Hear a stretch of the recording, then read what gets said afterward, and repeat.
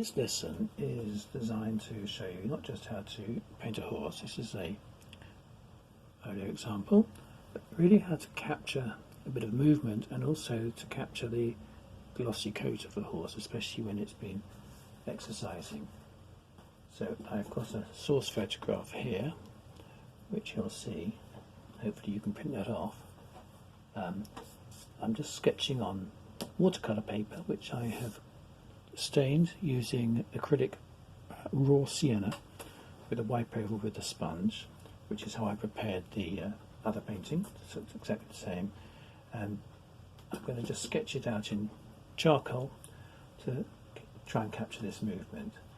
So the simple way to draw any animal, as I've put up quite a few videos explaining the process, so this is just using the same technique, is to visualize how you want to fill the composition. So in the first example I showed you, I did a bit of a close-up, and this one I'm going to do the whole animal, and we'll zoom in on bits of it as I sketch it.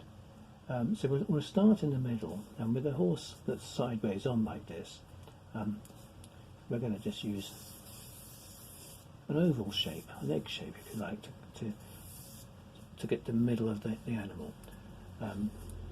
And I'm just looking at the size of it. I'm going to just come up a little bit bigger than that. Let's just get a bit bigger. So if you start drawing details, if you start drawing the exact shape, you have to do a lot of very careful drawing, and then you may have to adjust it. So this is much simpler to adjust just by using simple shapes. And if you visualize that shape on your photograph, the rear quarters are going to be overlapping that and are going to be more circular. The fore quarters are going to be overlapping a tiny bit more, so you see I'm just overlapping, and again a similar sort of scale, and again a circle. So I'm just going to draw an oval and these two circles. Now what I'm going to do very quickly, just with a pencil, is check the apparent depth of this oval to the length, which is just over, so the depth counts in just over twice, actually under 2.5 times. Let's see if that's the same in the photograph. 1, 2, it's 2.5 in the photograph, so I've got to make sure, yeah, I'm about there. I keep the height to the length proportions.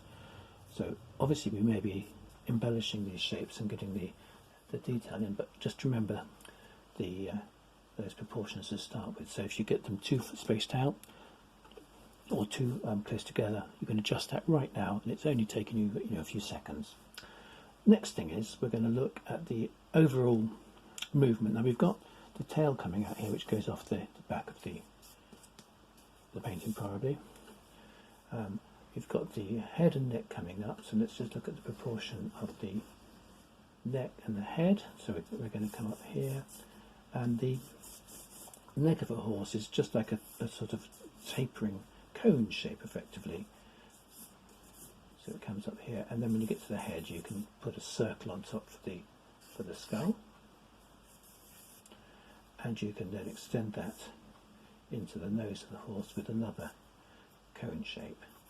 And if you're drawing a horse coming towards you or away from you, you actually can draw these shapes not as circles but as spheres, or the cones as cones rather than just sideways views. But so this principle applies to all positions that you'll see the horse in. And again, you can check the size of that. Maybe I've made the nose a little bit too long. We're also going to look at the legs now, and one of the key things that will help to actually capture this galloping horse is to look at the space between the legs. So if we look at this back leg to start with, coming down here, down to this joint, you've actually got the knee is here, and then effectively the heel is here. So knee, heel, and I'm looking at the relative position of here relative to the rest of the body, how far down it comes and so on. So we just start to plan out for that, and then it comes forward. And again, I'm not trying to get all the detail in this will come later. So we're just looking at the overall movement, and we see the leg behind as well. So let's just check I've got the correct distance down. So let's go back to the depth of the body, which we already got. And if we come down the same amount of gain from the middle of the body here. We need to shorten that slightly, so we've got to make sure my feet, the hooves actually stop here. Don't extend them too far. So that's if the belly of the horse is here. You can start to put a bit more shape into it too, if you like, at this point.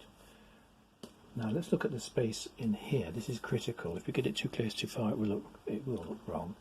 So I'm going to take the depth of the body, which we've already established, turn it sideways, and looking at where the legs appear beneath the body, we've actually got slightly less than that space between the front and back legs. So if you go to this space here, front and back legs, that comes to there, but we've actually got slightly less than that. So basically we're going to see the leg here, the foreleg, coming down, and it's just getting this space right. Actually, I haven't got that space right. Let's have a look carefully at that. So it's less than that depth.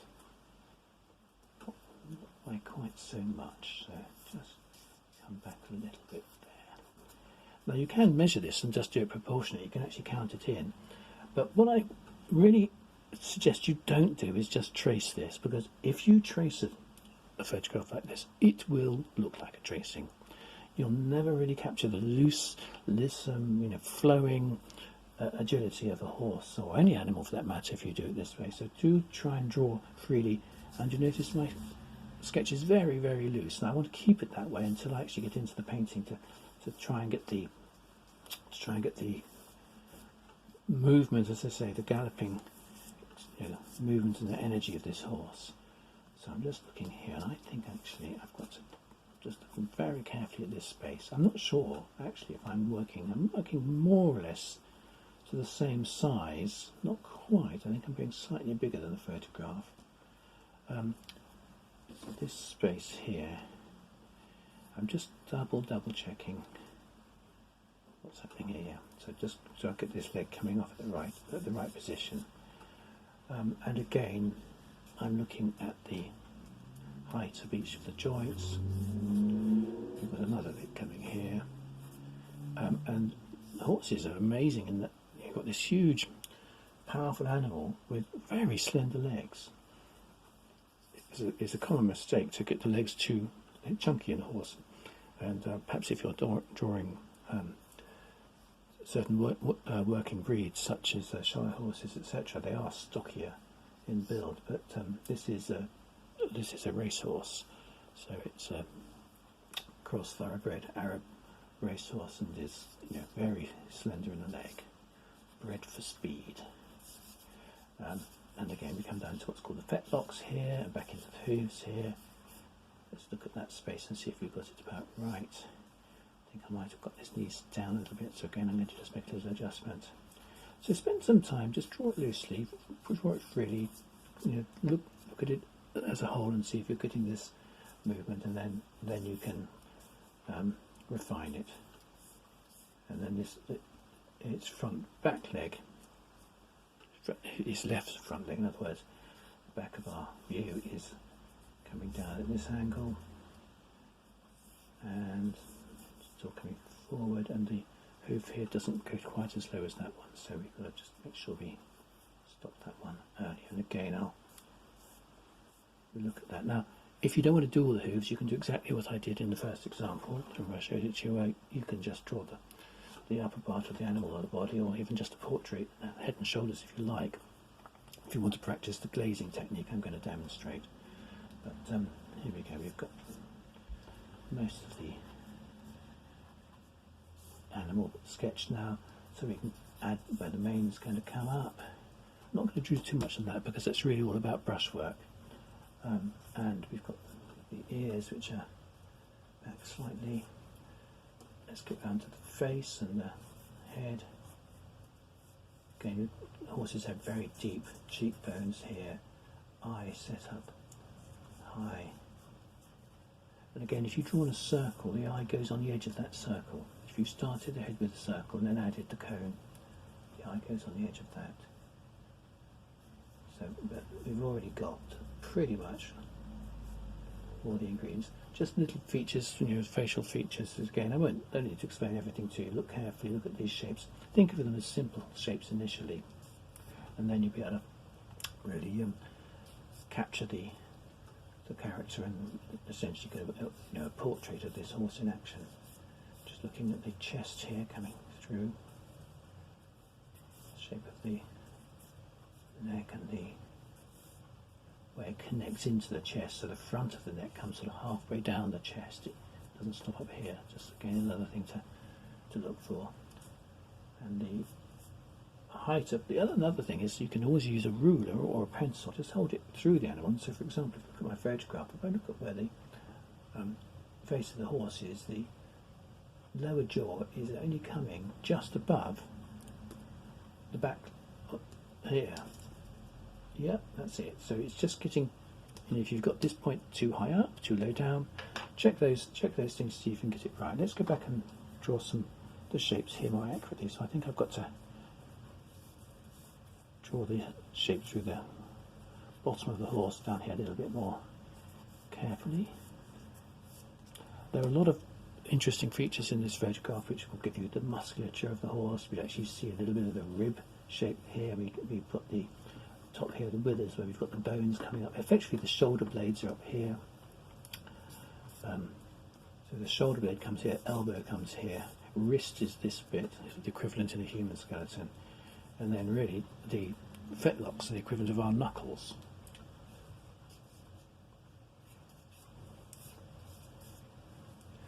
So that's sort of plotted it all out, and at this stage what I'm going to do is block this in the next video with some burnt umber and some burnt sienna, probably just to block in the basic shapes, and then we'll build up the colours in layers and show you how that well, actually you can do the same exercise, exactly the same exercise in oils as I'm going to do here in acrylics. I'll explain the different media I'm going to use to enable it to be possible, but for centuries oil artists have built up colours in layers to get a real depth of colour.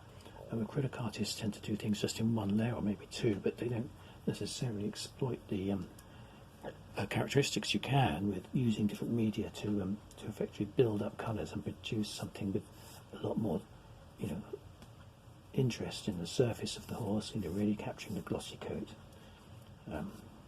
And these techniques you can transfer to all sorts of other subject matters, whether it's still life painting bottles and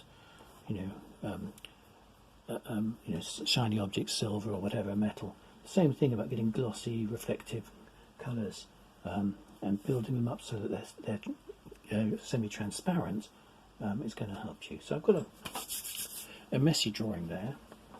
That doesn't have a rubber.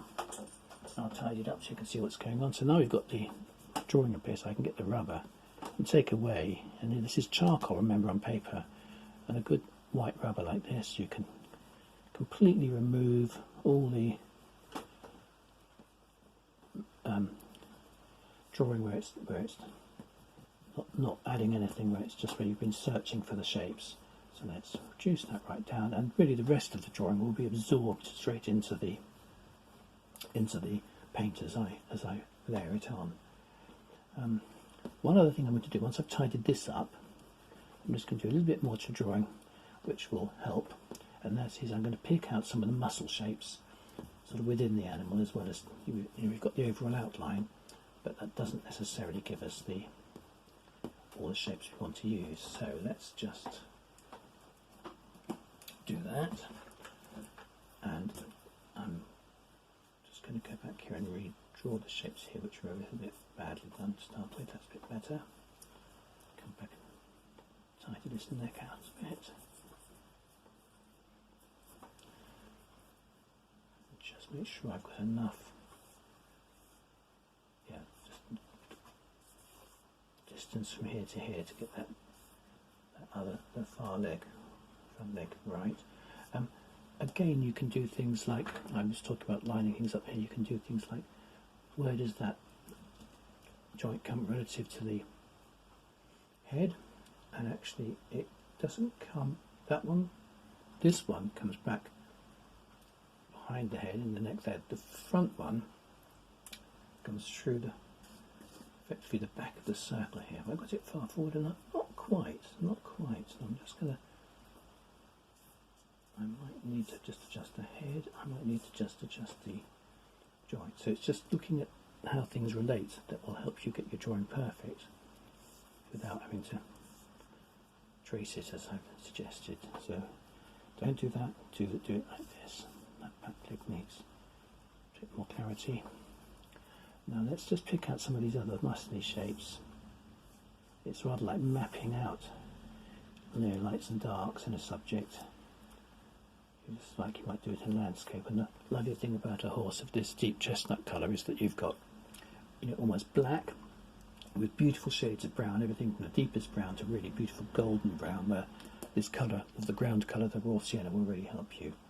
So we've got dark right down here and through the middle. So I'm just literally planning out my shapes for where I'm going to paint them. You can also, with charcoal, you can smudge it back successfully with your finger as required.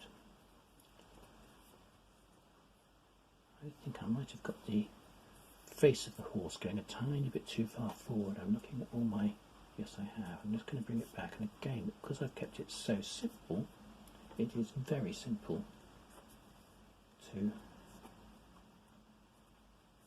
Oops, come in here, yes, I've just gone a quarter of an inch or so too far forward in the face. I'm just going to bring that back, drop that off.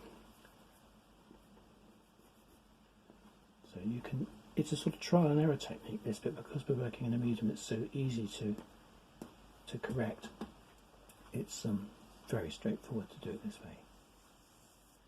If you do it with pencil, you can do it with pencil, but don't press too hard, otherwise you'll find that the indents and the lines will spoil the look of your drawing and come through into the painting sometimes. Probably use something like a 2B or a 3B, keeping it light. Okay, so that's as far as we're going to get with the drawing at this stage. Just a few more shadows in here. And what we'll do is go straight into painting the second video. Thank you for watching.